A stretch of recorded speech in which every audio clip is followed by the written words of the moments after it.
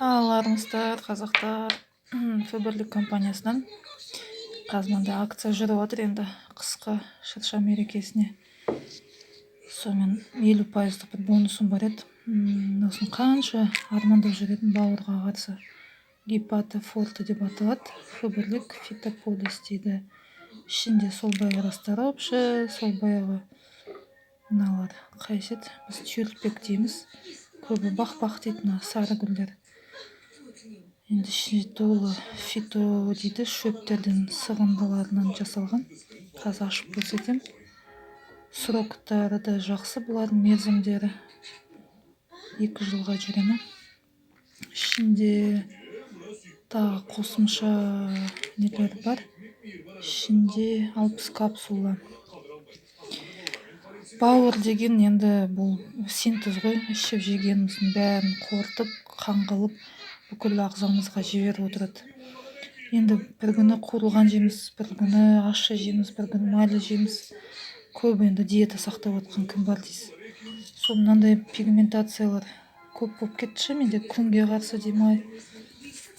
Қазір қай жерде қолымда бәрі мамда осындайлар көп тұғын, осындай дақ аяқ қолым бәрі. Осы бауырдан екен. Сол опырым деп енді бастаймыз енді. Ең болмаса бір ай ішсем. Соң қорытындысын көреміз. Өйткені темір мен цинкті ішіп едім, витамин С. Кәдімгідей бет әлпетім жөнделіп қалды. Мынандай енді көреміз. Мынандай болып ашылады екен қазір. Мынандай капсула екен. Капсула болғанда мынандай май сияқты ма? Қазір көріңізші. Натураны не рыбежі, не балықты май сияқты екен. Болды, ем болсын онда.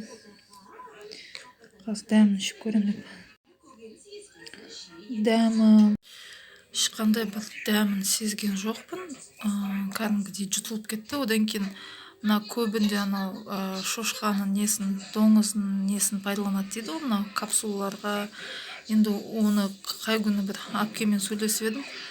Басын істейме, ол өте қымбаттанады олар.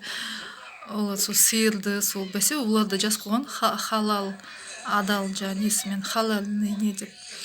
Сол сиырдың несін алатын шығар, ішкі майын. Или неден желатин жасау үшін. Әйтпесе доңыздікі енді қымбат жүреді екен. Сол ем болсын енді. Бастап кеттім деп.